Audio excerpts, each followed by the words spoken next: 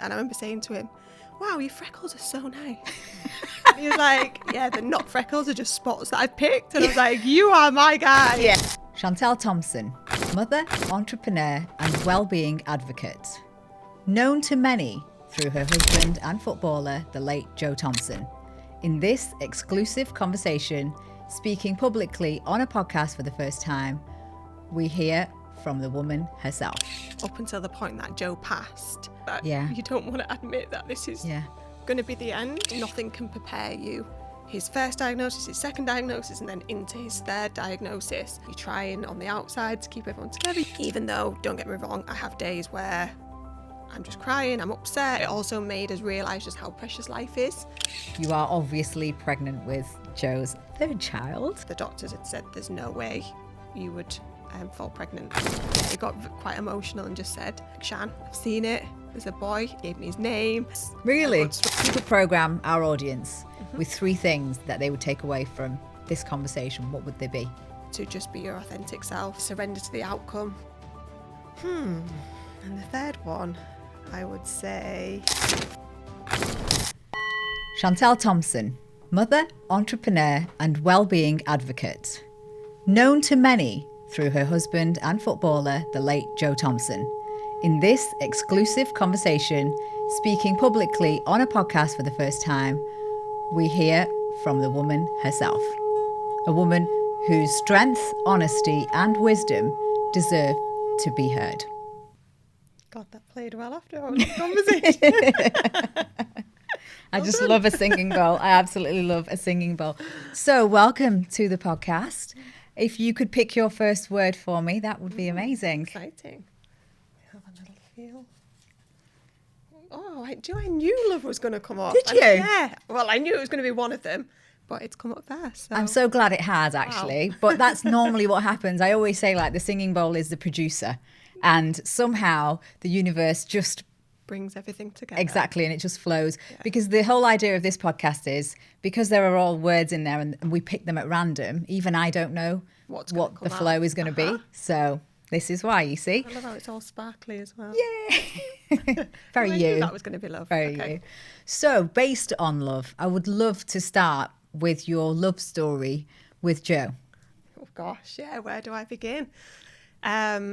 So I'll take you back to MySpace days. Remember MySpace? Wow, MySpace. Yeah, that's how long ago it was.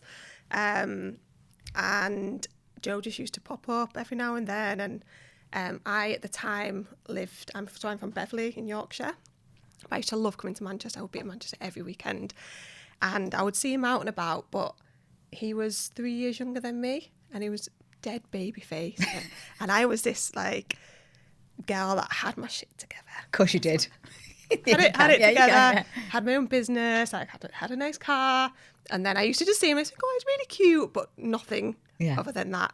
And then like a few years later, he had a girlfriend at the time, and I used to always see him out with his girlfriend. I used to think, that is really nice. Like, guys don't go out with the girlfriends, and he would always be in a group, but she'd always be there and he'd be there. And then, years later, he just messaged me on Facebook like, oh, are you going to be in Manchester? So I was like, yeah. And I happened to bump into him. We had a little dance on the dance went circle. Do you remember the circle? Of course I do. I ran it. Well, yeah, you did actually, didn't you? There was probably one on the door like, you're not getting in. I love that. So we met then. And then he just pestered me for like months on end. I remember he had like a little Gucci man bag. And I had an apartment in town at the time. And he would say, oh, I'll pop in and see you. I'll bring you a mixtape. Like, that was his, like, when you had CDs. Yeah. Mixtape CDs. He's like, I'll bring you a CD. And then a few months after that, I actually said to him, like, what, do you want to just go to cinema or do something? And he said, yeah. And then I remember the exact moment. At this point, I still thought he was young, but, like, I'd got to know him a little bit more and realised that he wasn't, like, a naive young boy. And I remember we went to the cinemas in Printworks and we was on the escalator on the way up. And I just looked at him and I was like, you're actually really beautiful. And like his energy and everything. And I remember saying to him, wow, your freckles are so nice. And he was like, yeah, they're not freckles, they're just spots that I've picked. And I was like, you are my guy. Yeah. And then just from then on, we was just absolutely inseparable. What was the moment where you realised he was the one? I mean, that was, at that point, up the escalators was Really? a good, strong That point. soon? Yeah. Well, this was maybe like 3 or 4 months into like speaking and popping round. But that was like our first official date. But yeah, from there, like I just knew. I was like, and he always said I used to see you in town and I would say, she's going to be my wife. Oh, Yeah, for years before we even spoke or anything. Yeah. So I just knew. How did that love then change as your life journey begins with the two of you, and then you hit certain hurdles? What did love then start to ask from you that was different to the initial? Yeah, it completely changed. I mean, you have like a surface love, where maybe a little bit of lust kind of thing. But then things started to get a little bit serious. We bought a house together. I fell pregnant with my oldest daughter, Lula. And then that's when Joe's first diagnosis happened. And the love, I think when you face losing someone, your love just intensifies because, I mean, maybe not for everyone, but for myself and Joe, that bond just got stronger and stronger. I think it was just more because, you know, we'd gone from being like free flowing, we had no worries, we was just going out on the weekend, having a laugh, to now we had a house, a daughter, and now Joe's first cancer diagnosis, and it was, you know, serious. So yeah, and then when I think about how love transformed over the years, it just got better and better, stronger and stronger. Yeah.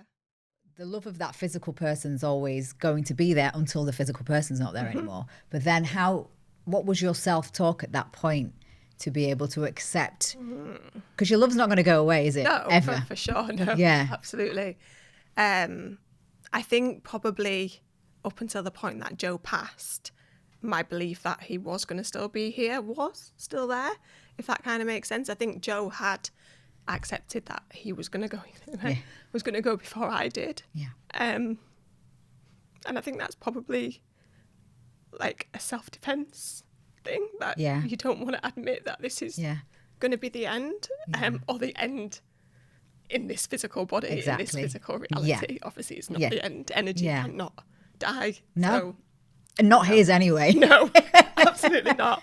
But we know his energy is still around. But yeah, I guess coming to terms with how that's going to be living without that person. And I mean, me and Joe was very close. I think because of his first diagnosis, his second diagnosis, and then into his third diagnosis, it just made us, for one, it just completely transformed who we was as people, but it also made us realise just how precious life is. So we built a life around, you know, making sure that our family was, like, we homeschooled the kids. We spent a lot of time with the kids, we spent a lot of time together, and I would always, if like my girlfriends were like, do you want to come and do this? Or it was to do something with Joe, like Joe would win. Hands down. My friends just say all the time, like, why do you never do stuff with us? I'm like, because I love Joe and I just want to spend as much time with him as possible. So I think coming to the realisation that that was going to be no more was probably a hard thing, you know, not having Joe's energy around. And I don't think nothing can prepare you. It's not something you can kind of, and that's probably why I held on until the very end, until I had to, you know, deal with it and see what unfolded from there, of how that looked for us. And you've done it with such grace, I can't tell you. Please, will you pick another word for me? I will.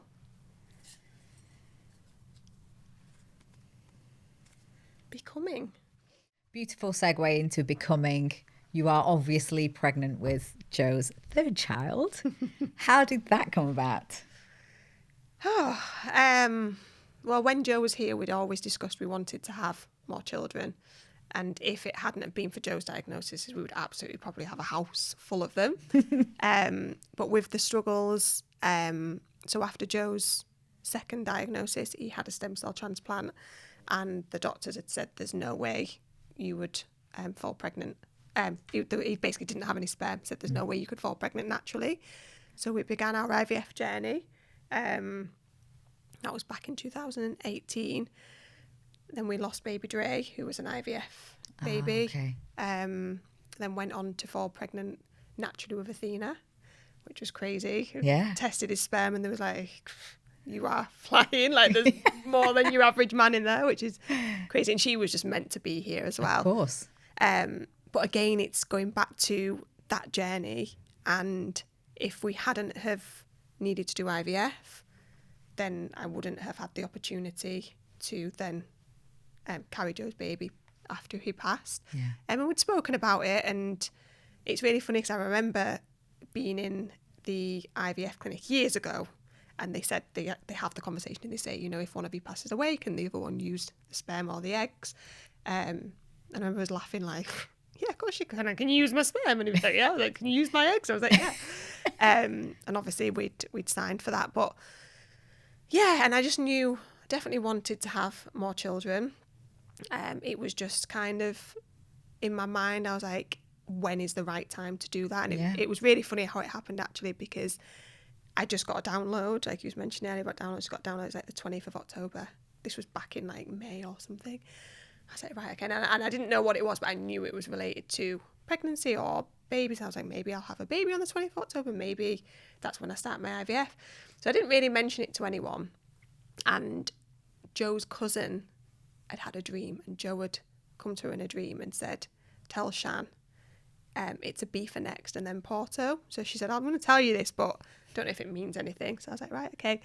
And then later in the year, I got a text message off a friend, and she said, really random, I've got a friend who's doing a retreat in Ibiza and she's got a spare space, like she's offered. She said, would you like to go? So I was like, okay. This was in October. So I was in Ibiza, and then my period came on the 19th of October whilst I'm in Ibiza. So I was like, okay, maybe this is a sign. And that's when you start your IVF process. I don't know if you know, you then ring the clinic I don't, but and start the process. So I was like, okay, well, I'm going to listen to the signs and we'll go for it. And if it happens, I mean, we'd gone, when we was trying for Dre, it took us like 3 years, 3 years before we actually fell pregnant. So I was like, you know, if it's meant to happen, it will happen. And it did. Yeah. Can you remember that moment as well, like when you did the test and you knew? I knew straight away. Yeah. Like I just, like when I went to the IVF clinic, when they put the embryo in, I just knew. I was like, I just know. It's that surrender, isn't it? I just know. Again. Yeah. Yeah. And then we just need to find out now if it's a little boy or a girl. You shared a really special moment with me around when Joe actually told you that you were going to have another baby. Yeah. Are you open to sharing that? Yeah, of course. I mean, I'm going to have to kind of go back a little bit. So 6 months before Joe passed, he, again, how I was just explaining, everything just unfolds. He ended up going to a retreat in the US, what completely transformed his life. He basically... Was this the Joe Dispenza thing? Yeah. So he went to the week-long Joe Dispenza retreat, and from day one, he just learned how to drop in and access a quantum field. And within that, you know, I don't know how much you know, but how realities are all, you know, aligned. And he went into multiple realities, and one of those was me in our garden with a little baby boy, throwing the baby boy up in the air. So when he came back, he was like, Shan, I've seen it. There's a boy. And we'd previously lost a baby boy in 2021, and then gone on to have our daughter Athena afterwards. And he said, I've seen him, like he's here, there's nothing to worry about, he's going to be here. He gave me his name. And then it was maybe 3 weeks before Joe passed. It was actually like this time last year, so it was a little bit like how it is today, sunny outside, and I'd take him out, we'd sit in the garden and we'd just have chats. And he got quite emotional and just said, you know, I've come to the realisation that what I experienced when I was in the quantum field is you with a baby boy, but I don't think I was there. I think I was observing you and the girls, and you know that he was there.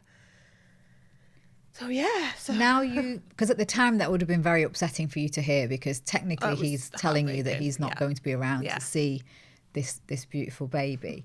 But now when you think about it, is there any part of you that is thinking, if he's seen that, does it make you feel like he's here?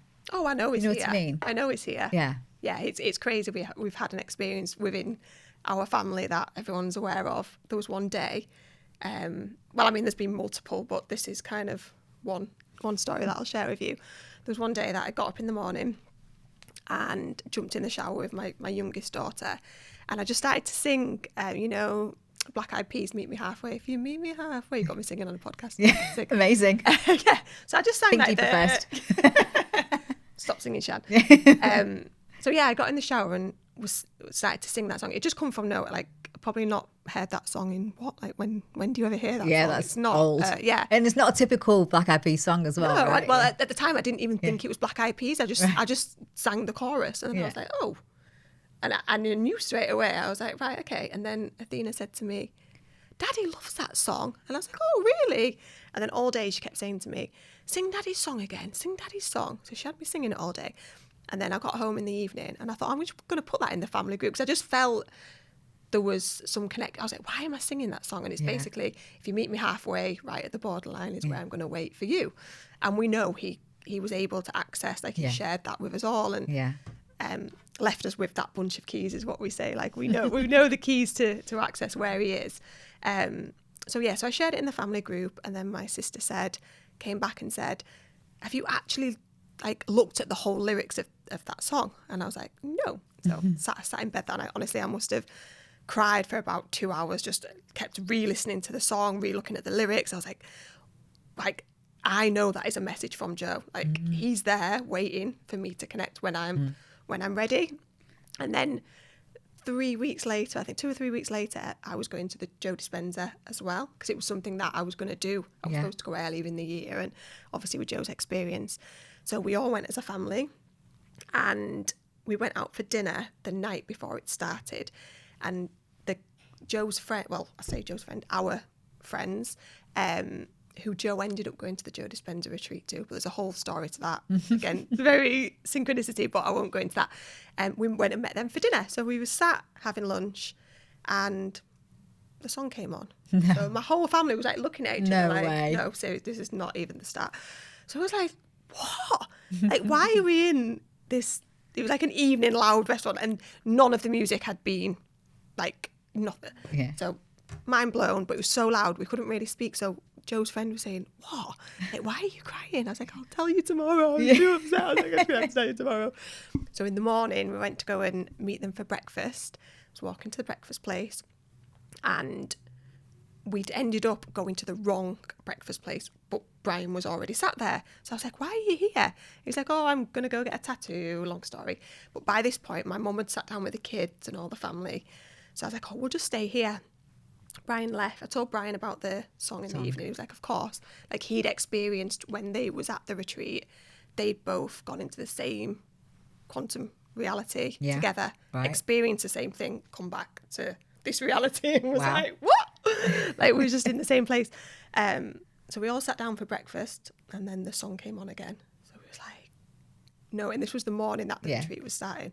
Like, meet me halfway. Yeah. I'm coming, Joe. Yeah.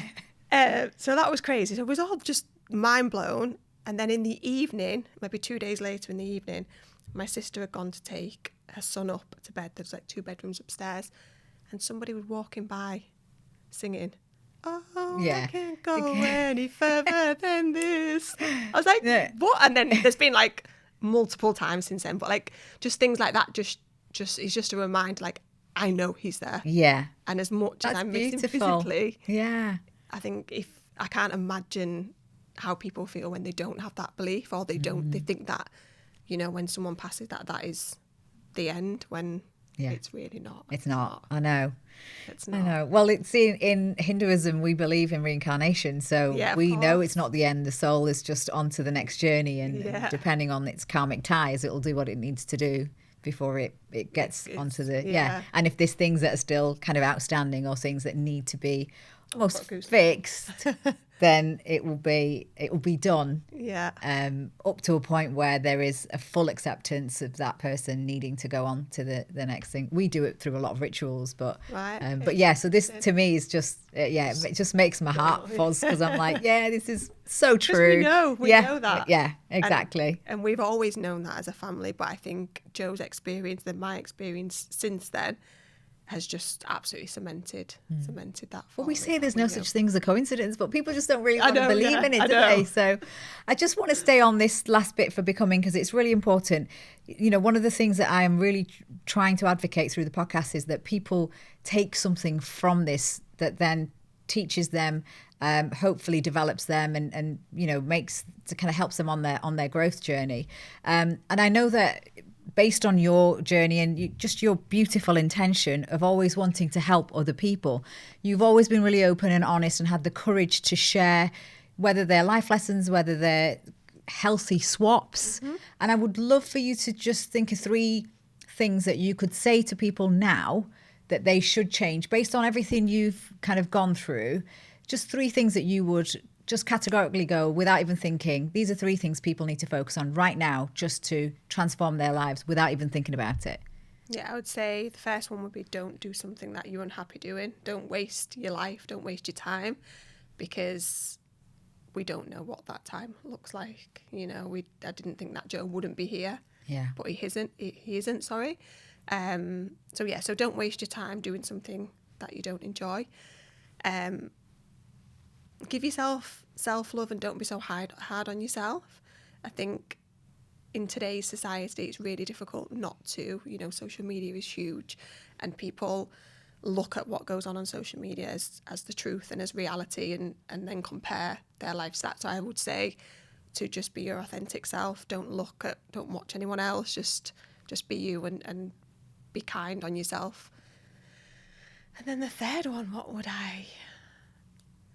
I mean, let's look at, because you also do quite a lot around food and... I was just going to say, and things that you put on topically. So if there could be something that you could share for somebody on that as well, that'd be really good. Yeah, I think just checking the brands that you're buying into, looking at ingredients.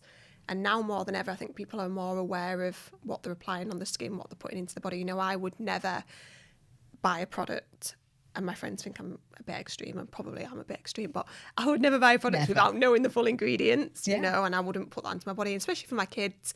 And I think education for kids as well, you know, starts from as young as you possibly can. Like my youngest one knows the ins and outs of everything, and I think to give that to your children is precious. Yeah, you need to model that into them, don't you? Because the more the society is just getting worse and worse and worse, and you know, it's becoming it's normal for ingredients to be full of rubbish and toxic ingredients that they just don't need to be in, and it's just simplifying, going back to simple ingredients, which is easier anyway. Yeah, well, on my podcast with Davinia Taylor, that's exactly what she was saying, that if you can't pronounce some of those words in the ingredients, why would you allow them to submerge your body and do whatever it's supposed to not do, and you allow it to do that? A lot of it is marketing anyway. Yeah, of course it is. Yeah, totally. Disguised as when just simple. Like I have a tallow sun cream brand and skincare, but just tallow in general is incredible. Yeah. Like even just applying tallow. I mean, it doesn't smell great, but it's there. But you look great. Yeah, you look you are great. living testimony of it. So let's pick another word. They're all up on side. Storm. I guess when you see a storm from the outside, it looks like it's all together. But what was going on for you on the inside? What did you need to do to keep it all together, even though it looked okay from the outside? Oh, it was internally. Yeah. It was just a whirlwind, like an absolute whirlwind. And when I look back, a lot of it, and I see it in people who are now going through the same journey, it's a control thing. Like it's trying to control the outcome, because your worst possible nightmare of losing a family member, a friend, whoever it is who's unwell, who you're trying to support, is again thinking into the future of, you know, if this person dies, like what's going to happen, and it's just a constant whirlwind of craziness, and you're trying on the outside to keep everyone together, you're keeping your kids not worrying, you know, your extended family, and the friends as well, because he just made such an impact on so many people that people are still looking to you in a way, aren't they, to help guide them. What would you tell anybody that's you've just said now that, you know, there are people that you see that are on this kind of journey, and you can see you see the crumble. Yeah. What would you now that you've had a chance to kind of look at it in a more disassociated way, is there anything you'd like to say to anybody that what they could do? Yeah, I would just say to surrender to the outcome, whatever that outcome. And Joe used to say that, didn't he? Yeah, for sure. Yeah, and especially like I said, the last 6 months we both surrendered to whatever that, and we didn't know what the outcome was going to be. You know, it could have been that Joe healed and he was still going to be here, and obviously the opposite side was that he didn't heal and he wasn't going to be here. But I think just surrendering just takes. There's limited things that you can do to stop what is going to happen. However it's going to unfold, it's going to unfold. And I think when you try and hold something so tight, what's that saying? Like what's the bird saying? Do you know? I can't think. But when you try and hold something so tight, the stress and the strain that it puts on you, and I think just to surrender to the outcome and know that it's all for a higher purpose. And what I loved about, because that's so true what you're saying.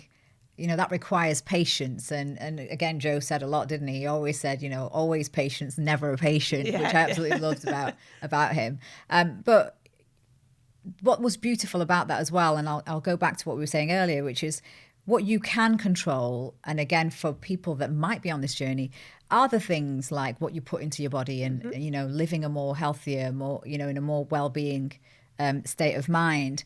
And I think you can have some control there. So that's what I found really beautiful, that you were still sharing those insights all the while you're going through all of this turmoil yourself. You still found the time to reach out to people and educate people, just so that they wouldn't have to go through so much of what you were going through. Yeah, because I think that's really important. You know, people, I was the same, like you look for someone who's been through that journey and come out the other side. And I think sharing your experiences, although it can be consuming sometimes to share too much, and that was the balance that, you know, is saving your energy for what's going on, but then equally, you know, you're experiencing something that somebody else is also going through. So I think it's important to share those experiences. And what would you share anything publicly now that you might not have shared along that journey? I would You've share always said now. I think it's more just in the moment. Yeah. You know, just protecting your energy. And you are right in what you say. There are elements that you can control, but then ultimately the bigger picture, which is I think what causes the ultimate stress and whirlwind and chaos. You know, I used to literally sit in bed researching different clinics. Like we travelled, we went to the US, we went to Mexico, went to Germany, went to London, all these professors, all these doctors, all these holistic. It was just so consuming, and I would wake up in the morning, pick my phone up, research, go to bed, put my phone down, sleep for 3 or 4 hours, ping open in the night. And I just think, looking back now, as much as it was productive and, you know, someone has to take that role, it was also a lot of stress on me and a lot of stress on my body. And, you know, there's a few health things that came up for me probably as a result of that. So I think for the partner, just try to do what you can, but ultimately just look after yourself. And But that's your learning as well, isn't it? Yeah, so for sure. And when you're in it, you know, no one's going to tell me that when I'm in it. Like, well, they probably tried to. They did. But it's only on reflection, and and you're going to do what you can. But just try and have that, maybe just have that awareness. Beautiful. Let's pick another word. We're going again. Light. So I met Joe when he was playing at Rochdale. You know, when you meet certain people and you just think, oh my God, there's just something about that person that is just, you know, he just carries the light, you know? And I was like, even in a room full of people, because I did a pitch to the whole team, I remember, when Keith Hill was there. And I just remember seeing him thinking, there's something just different about you that is just really kind of mesmerizing. And it wasn't necessarily anything physical. It was just on an energetic level. You could just, you could pick that up. Where did your light come from? Because you also have a very similar aura about you. Have you always had that? Has that come through? Has life drawn that out of you? Where has it come from? Joe's always said I have that. Yeah, he always used to say that. Like you walk in a room and people just automatically gravitate to you. And it's really funny because probably, again, maybe the age difference thing. Like when we first met, it was probably me who was more of that than Joe. Yeah. But then as Joe developed and he got older, he kind of was the one who shone into the beam of light that he was. And after he passed, honestly, I couldn't even tell you how many messages I had off people that was like, and now when I look back, I'm like, where did he have the time? Like, how did he keep in touch with so many people and just touch bases and, you know, make check in? Yeah. He was always present when he was with me. He was always present when he was with the kids. So I don't know how he did it. Maybe ever present or something. Yeah, he's like omnipresent, isn't he? In all his quantum fields, literally. Yeah. I don't doubt that. Yeah. No, but his light definitely developed and definitely got stronger. And you would have met him when he would have been quite young, wasn't he? Yeah, very young. Yeah. Really very young. Yeah. And it was so weird because then I saw him at an event, and it was last year. And it might have been the year before. I think it was November time. It was a football awards, and that was his speech. And he did the speech. Yeah, and he did the Northwest speech. Football Awards. Yeah, but then he remembered me from. Yeah. He remembered meeting me in Rochdale, and I was like, "Are you joking? How have you? Joe remembers how have you? It was the most weirdest moment for me, which was when we said we would do a podcast together. Yeah. And here we are now. Yeah. With both of you. So that's amazing. I'm so very, very grateful. He was the most observant person ever. Like, I had a message of and a great memory as well. Oh, yeah. Because he was present. Yeah. And that was always like the difference with it. He'd say like, oh, do you remember the girl with the pink hoodie on? And I'd be like, what? Like from 5 years ago.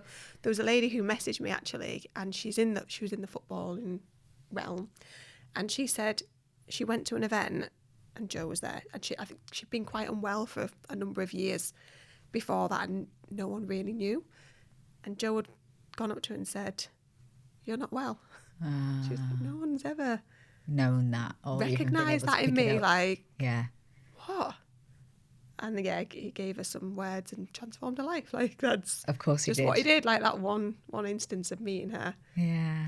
That's the thing. On an energetic level, it's a completely different. But actually, on that, you know, that light is also so important because it is transformational for so many people. But it's very difficult to protect. Mm-hmm. What did you do? What do you still do to protect that? I just go with how I feel. You know, there's times where I want to share and I want to support and I want to do that. And then there's times where I think, right now I need me, just or my kids need me. Yeah.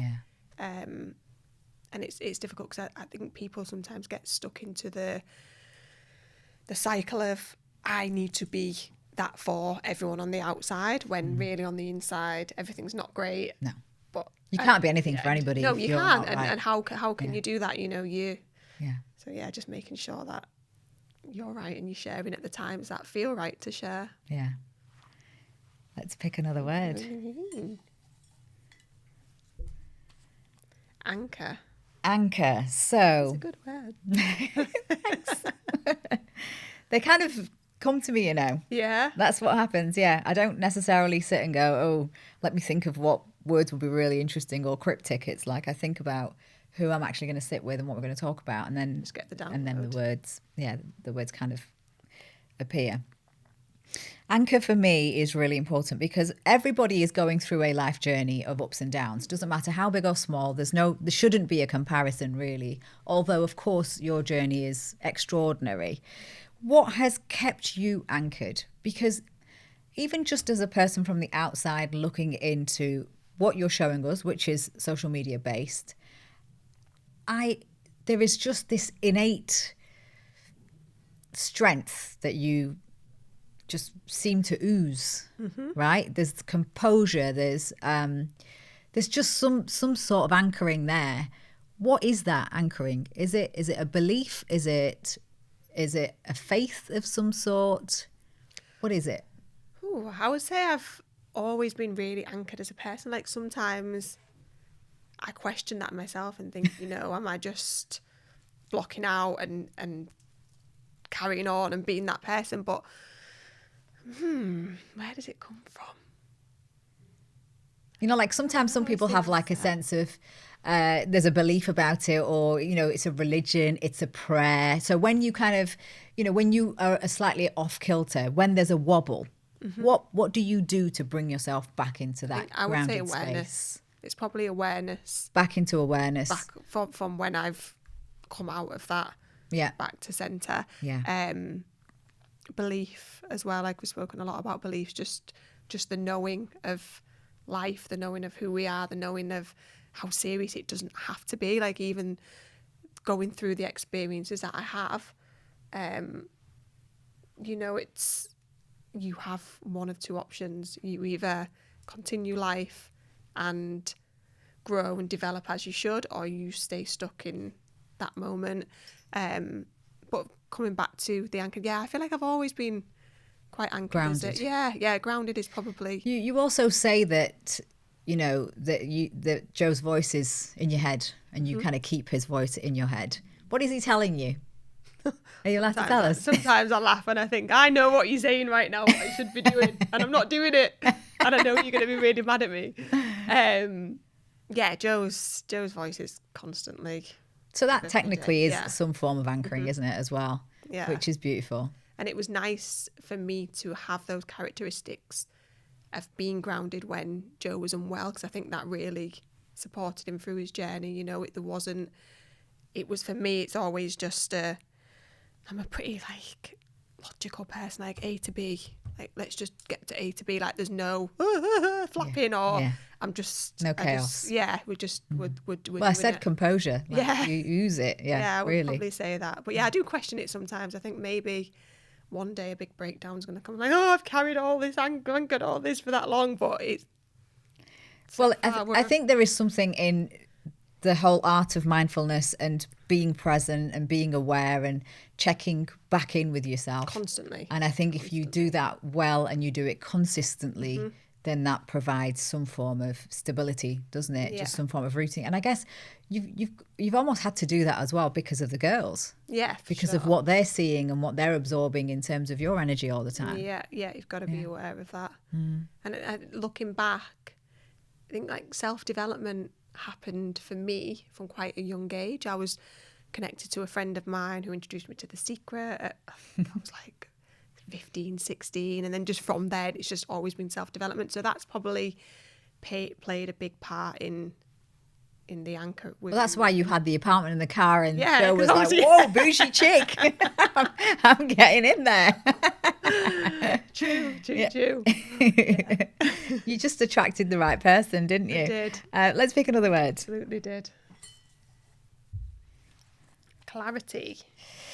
So you are a mom of 3, technically. We'll say that, with a little Babu growing inside you at this moment. What a lucky boy. What are you now consciously, and I know it's probably quite a strange question because you're already really conscious about what you're doing, but for the moms out there, what are you consciously modelling into your kids in your kind of emotional home, and in terms of, you know, what you want your kids to feel constantly based on what they've experienced so far? I think security. We went through quite a lot with Athena after Joe passed, which is understandable. So I think creating that security for. And how old's Athena? Just so Athena's 3.5 now. Yeah. So how do you tell your daughter that Joe had passed? Yeah. I can't even remember how I did. I mean, Joe was at home for a month before he passed, so she definitely sensed that. I mean, they do, even at 2.5, like they know do. what's going on energetically. But it's really funny how the girls have handled it, because Lula, my oldest, and Joe was like that. And again, from going back to Joe's first diagnosis, we were all together. She was 1 at the time. Like, their bond was so close. And then Athena had a little bit of a different relationship with Joe up until the 6 months before he passed. And I think that was down to Joe not wanting to connect how he had. Yeah, of course. with Lula until he had the Joe Dispenza experience, and he came back and it was complete transformation of their relationship. But Lula doesn't speak about Joe much. Like, I have to encourage conversation with Lou about Joe, whereas Athena speaks about him all the time, constantly speaking about him. And you would think it would be the other way around because, you know, Lula's got more memory, she spent more time together. Yeah. She knew her dad She's a lot internalising a lot more. Yeah, for sure. So I think modelling stability, I mean, there's sometimes we're just reading a book at the moment. It's called The Mindful Teenagers, maybe. Anyway, it's a book that I'm reading with Lula on an evening. And I'm thinking that, like, they're talking about self-regulation. Like, I have to sometimes be so conscious of how I regulate myself in front of the children in certain instances. I'm looking thinking, you're more self-regulated than what I am, and Athena is too. So I think, but again, that's your work, you know, that's what you and Joe have done. It's a moment to celebrate and kind of almost just reflect on the fact that you've done that. And I think being a mum, like, it's never perfect. You always have to, you know, reflect back on how you are and I'm very conscious of generational traits. So my mum's moved back in with us now, and it's really funny because I see my mum's behaviour and then I see mine. Yeah. And then I'm like, ooh. Similarities. Like, I need to not pass this on. And then I'm having words with my mum like, Mum, come on. Like, I'm doing it. You need to do it too. So again, it just comes back to awareness. Like, are you aware of these traits or these actions that would then shape and mould your children? And it's such a big pressure having kids because you are fundamentally building their foundation blocks for the rest of their lives. And any one word that you say or one sentence or one quick remark or something can absolutely transform who they are in a good way or in a bad way. So it's the pressure of, and the more conscious you are about that, the harder it is, because I think when you're an unconscious parent or you're not parenting in a conscious way, who cares? Because you're doing a lot more reactively then, aren't you? You're kind of fixing as you go along, whereas actually if you were consciously doing things into an unconscious state, then you're doing less reactive work. And the undoing is always harder than... Of course, exactly. Not doing in the first place. If you could program into people's minds 3 things that you could honestly share with people that would help them on their journey of life generally, this is not looking at grief, this is not looking at anything, but just if you could program our audience with 3 things that they would take away from this conversation, what would they be? Self-belief. I think a lot of people don't have enough self-belief in who they are as a person or what they can achieve. To not be limited. Don't be limited by your surroundings, by what your friends have done, your family have done, where those achievements are, because all eventualities, all possibilities exist, and that, you know, that is possible. So I'd say not to feel limited. And the third one, I would say... this is a tricky one. Probably love-based. Can that even be one? Yeah, totally. Yeah. Just love unconditionally. Just love unconditionally, yeah. It's beautiful. And it doesn't matter who that is. You know, we are all one. We're all one of the same, and I think that's where a lot of problems... The divine. Lie, because people feel that we're not. So, yeah. Thank you so much. And maybe that's what stays with us most. Not just what Chantelle has lived through, but the grace, the honesty and strength with which she still moves through it all. And as always, this is the invitation of Think Deepa, to listen to Chantelle's story and to discover something true about your own. So today, I leave you with 2 questions. What did Chantelle's story awaken in you? And what might it be asking you to do? Is it asking you to hold, heal, or honour in your own life? As always, thanks for supporting our journey. Please continue to like, subscribe, comment, and share.